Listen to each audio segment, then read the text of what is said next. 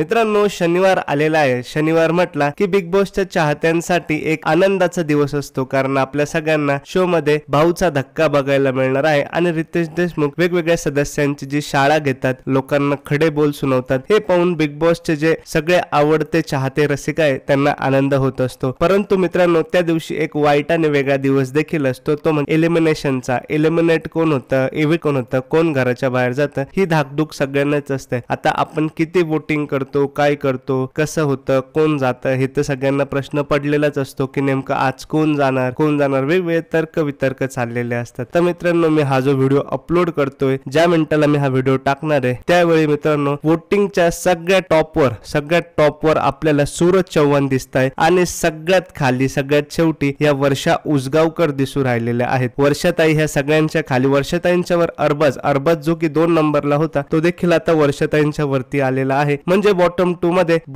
मध्ये अरबाज पटेल आणि वर्षा उसगावकर दिसत आहे. तर मला वाटतंय मित्रांनो, लोकांच्या रिस्पॉन्स नुसार आणि मेकर्सची जी स्ट्रॅटेजी त्यानुसार वर्षा उसगावकर या वीक मध्ये बाहेर जाणार आहे. तुम्हाला काय वाटतं मित्रांनो, कोण गेलं पाहिजे मला नक्की कमेंट करून सांगा.